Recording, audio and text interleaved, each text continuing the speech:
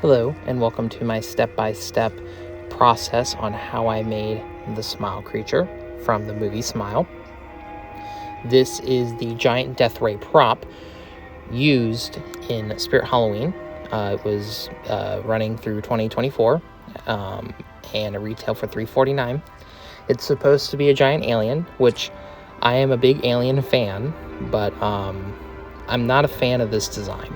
And when I saw it, I just knew that I could easily turn this into the Smile Creature based off of how skinny he was, and the head movement I thought was perfect. The music that's behind him as well is pretty perfect. So yeah, so I'm going to be explaining kind of the step-by-step process. Here you'll see in a second the head before, and then after, when I molded it. I used air dry clay to mold the head, and I just molded it kind of off a picture, off my eyes, just looked at the picture of the Smile Creature and just based it off of that. This is just going to be the eyes, the nose, and the top of the jaw. As you can see here, this is the top of the jaw with the lower gums there, and then the eye sockets. And then you're about to see here, I made the lower jaw out of Loctite foam. I'm going to cut to a video of me during the process talking about how I did it, so you will see that here right now. Figured I'd film a progress update here. We do have the top half here molded. Originally it was going to be paper mache. That didn't end up not really working, so I went ahead and just sculpted it with clay. It definitely makes the head a lot heavier, which is something I'm worried about. We're just gonna keep going on, give him some gums, the top of the jaw, the head, the eyes, and then this is the start of the bottom jaw, using Loctite foam. This is going to be kind of the biggest jaw piece right here. I'm kind of letting that dry first before I go in and do the subsequent other jaw areas. Those are a little tricky, so I think I'm just going to start off with this big jaw and then go from there. Let this dry, kind of mold it a little better, get it in a bit better shape, and then go in and do three. So this is the first, this will be the first line of teeth. We'll do a second line of teeth here and a third line here.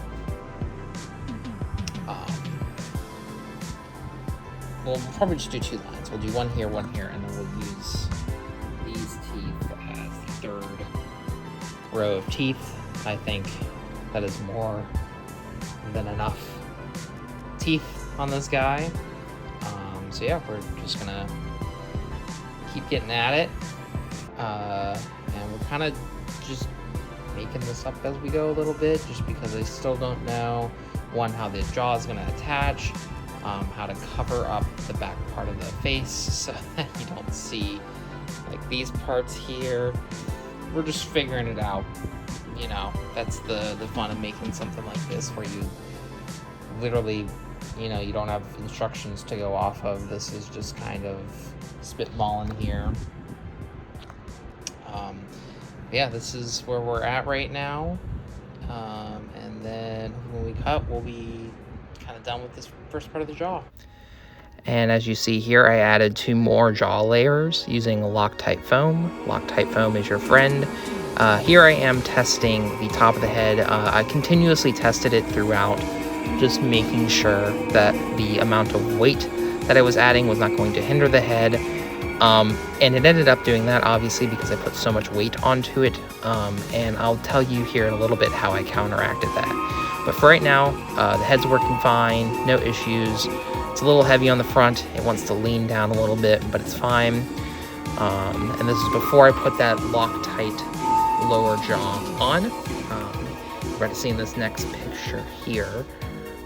Here's the lower jaw right there getting attached. Right. Giving an update here. Don't mind the brush. It's just holding this up because this is still drying and it's starting to kind of like sag. Actually, I hope it's not. No, it's not. Okay, good. Trying to like kind of keep this sticking up. But this is the top half right here, and here's the bottom half. I mean, it looks pretty great, right? I just glued this on, so this is one piece. We're gonna put it on the head and test it out with the full thing. A little worried about this jaw because it's so. I don't know. I might have to end up shaving a little bit of this. Get it down a little. I just have it sitting here. This is just a test. The weight was fine with this, so it should be fine with this. This is really not that heavy at all.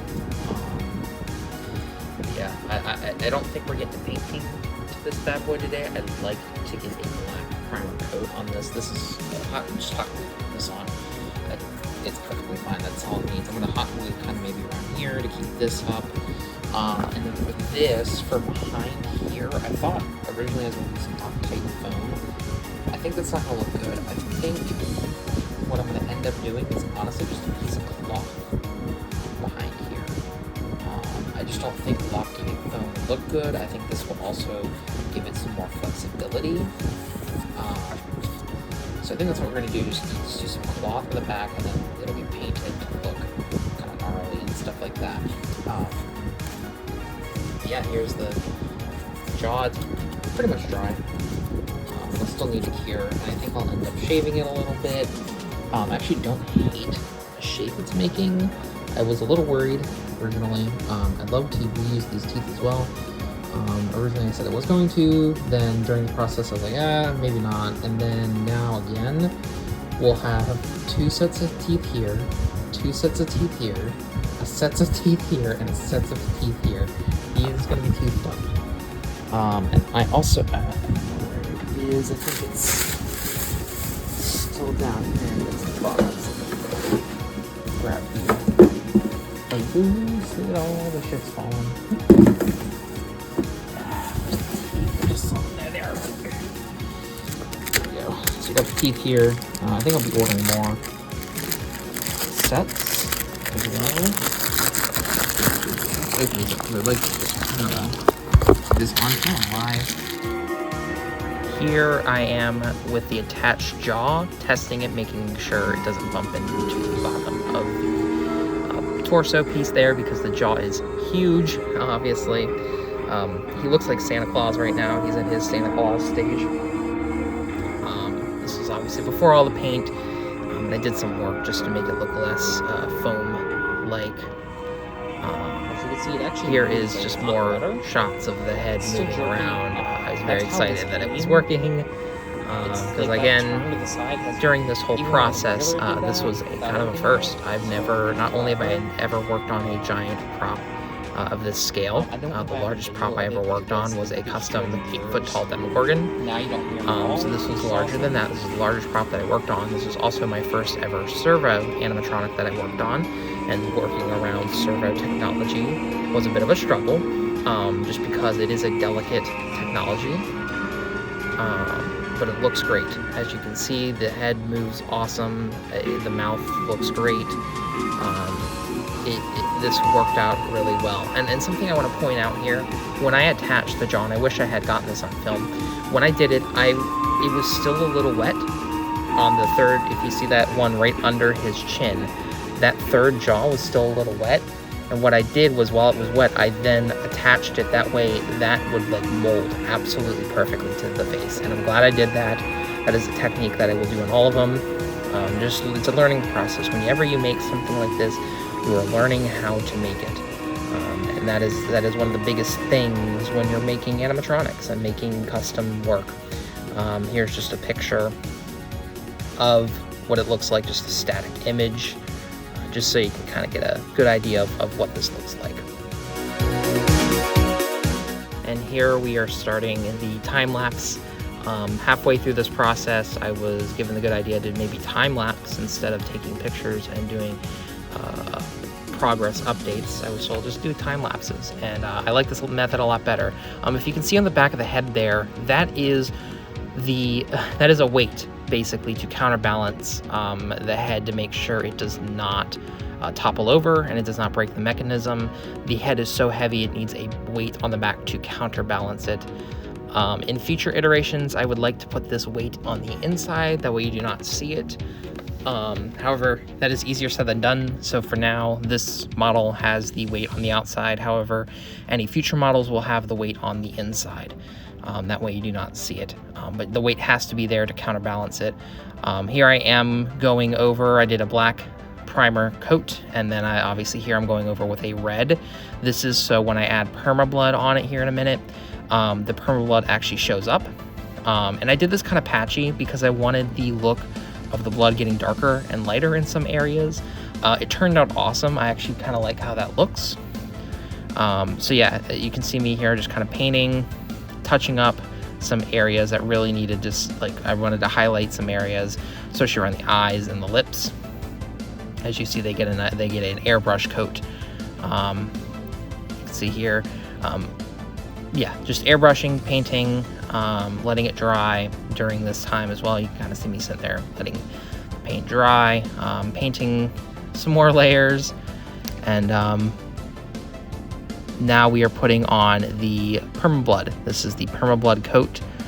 Dries wet. It looks great. I put 2 coats on of the permablood coat. One on kind of like the back of the head. You don't really need a lot on the head, but on the focal areas like the jaw and the face, got 2 coats just to make sure it looked extra bloody, extra gross. Here we are now adding more permablood to the head, covering that head up with permablood. This is probably the most amount of permablood I have ever used on an animatronic. I have never used this much permablood, ever. Usually I'm pretty minimal because I think less is better. Obviously that does not apply to this because he is completely covered in blood. His skin is blood. That is his whole gimmick. So this was the most I've ever done. Here I am going in with a black airbrush to kind of highlight the details again, such as the nose, giving depth to the jaw to make it kind of pop out a little bit better. This worked out way better than I thought in the long run. This is kind of crucial to this. If it didn't, everything would look really flat. So you can see here, I'm just kind of touching it up where I see fit. If there's an area that just needs darkened, I go ahead and darken it. It does lose the permablood look when you do this, but that's fine because these are more just small focal areas to make it, give it more depth. And so here is a picture of when it was completely dried with all the permablood on the face. And yeah, so here we go. We are back painting. I am just starting to paint the teeth here on the animatronic. This is something that I think people have said to maybe leave them black. I like them painted. I like an extra set of teeth, monster teeth, to give it kind of that more monster look. I don't know. I just prefer how that looks. And here I am struggling to put the teeth in on the top jaw. This was probably the hardest thing. I had accounted for them, but I had messed up my sizing when I molded the back part of those lips, so the teeth didn't fit right, so it was kind of a struggle to get them in on that bottom jaw. It was just an error, but it ended up working just fine. I got them in there, stuck them in there. They're a little crooked, but I think that's fine. I'm using a wood burner to burn into the clay. That way I can kind of make a divot big enough to fit the teeth in. That's what I'm doing here, as you can see. I felt like a dentist doing this. This was a pain in the butt. This took a long time to do. It ended up being perfectly fine though by the end of it. As you see here, I had to kind of switch it up. It was just easier to do it on its side like this, putting in the teeth on the top. Slowly but surely, this probably took about 2 hours to do. This was, yeah, this was a lot. There's a lot of teeth on this guy, and there's still way more. So here I am, I'm starting to put in the rest of the teeth on the foam, just going in using a wood burner to kind of puncture and put in teeth, just going down the line here. Teeth. You have to do this on every jaw. You could use more teeth. I have had people say I needed to put more teeth. I think too many teeth loses it, because the way that the creature is made, it's supposed to look human. Around the outer jaw is kind of where the teeth start losing it a bit, and I like that look. So as you see here, I kind of start spacing the teeth out at the front, and as we get down, they get closer and closer together. I was also making sure the teeth I were using, which by the way, they are resin teeth, bought off of Amazon. I was making sure that the way I was putting them is how they would be in an actual jaw. So I put the molars in the back and the front teeth up towards the front, just because I really wanted it to look as human as possible, even though I know this doesn't look human, just giving that uncanny look. Here I am starting to paint the eyes here. Originally I wanted to use acrylic eyes. That didn't end up working, so I just ended up painting them in. I actually really liked how these turned out. I think I would do them maybe a different way than I did this way. I tried to paint realistic eyes, my first time ever doing it, and I think I did a pretty good job, although I definitely want to refine that. But I really like how the eyes turn out. They're a little too big. I think they needed to be a little bit smaller, personally. But that's the whole point of this, is learning and making mistakes and learning from them. Here I am painting yellow in the eyes, very light yellow. That way it shines up whenever the eyes light up, because the eyes do light up. And I was making sure throughout the process of painting them that I knew where I wanted them to light up and where I didn't.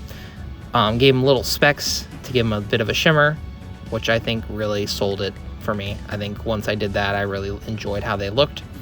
And here we are, we're gonna be testing them, testing the head again, seeing if it works. Works great. It's a little slower with all the paint and everything on there, but it's fine. It will not break, and if it does break, it is because of natural prop deterioration. This happens with every animatronic. But here you see, just kind of messing with it, making sure it works. You see all those teeth there. Again, all resin teeth from Amazon, $14. I could have made my own teeth, but at that price for 4 sets, you can't beat it. So I ended up just buying them, and I'm happy that I bought them.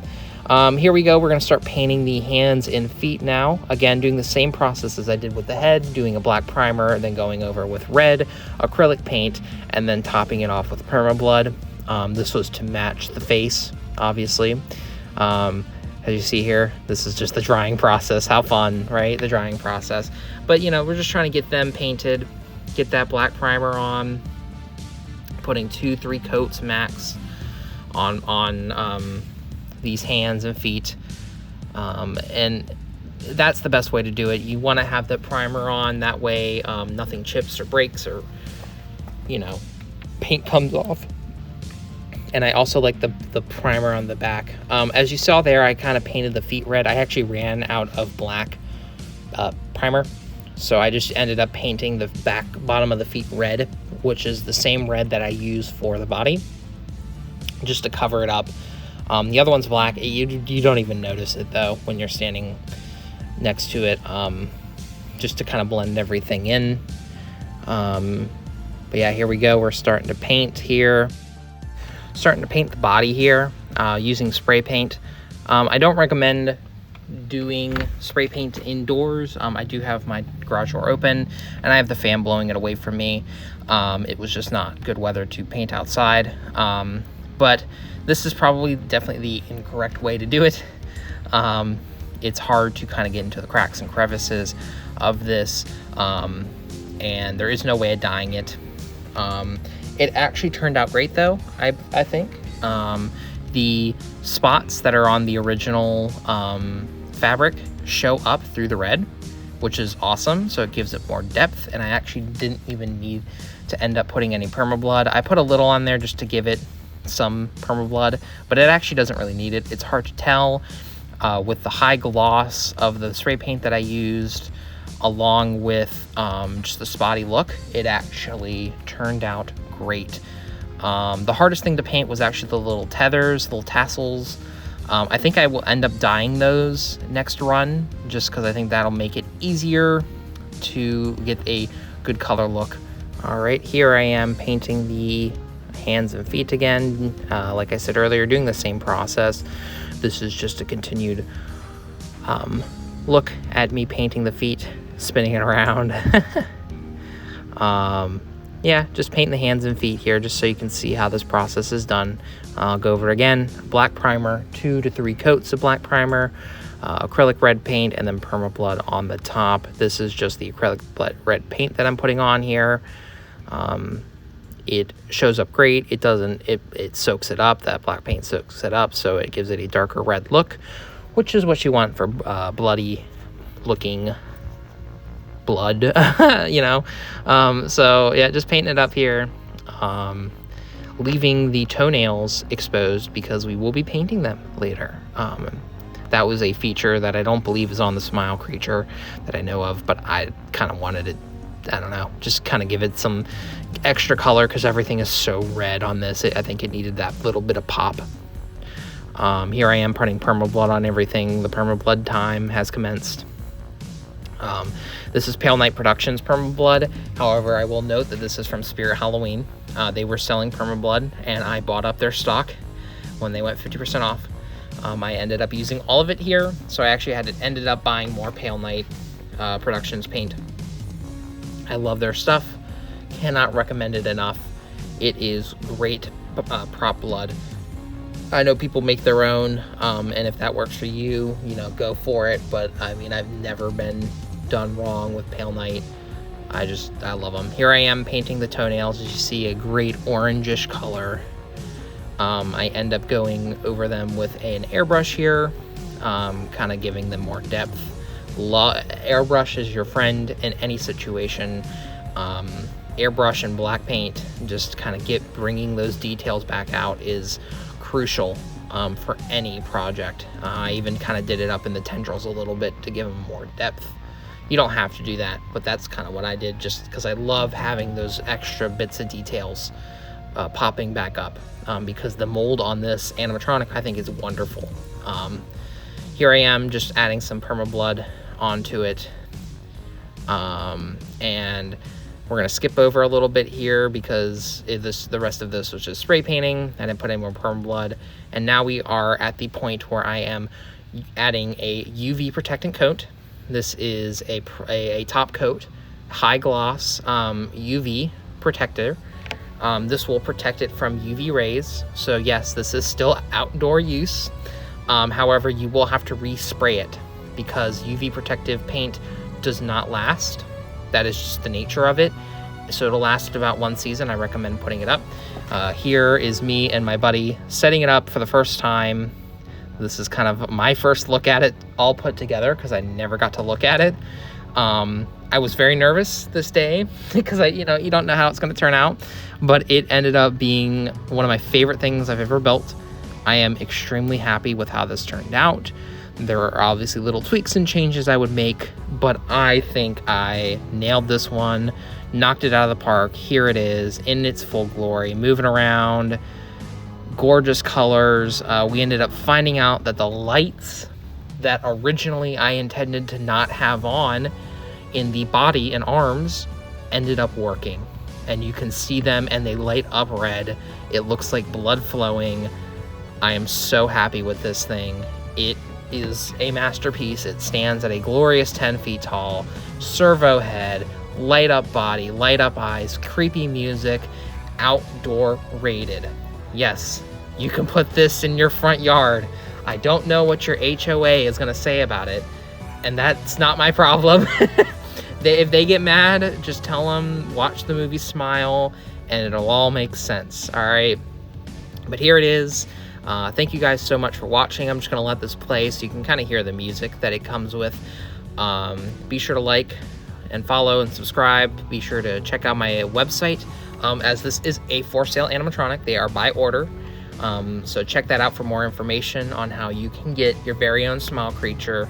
I also attend various horror conventions, so stop by and say hi. Let me know that you've watched these videos or this video or have seen my social medias. You'll be glad you did. And I will catch you guys on the flip-flop.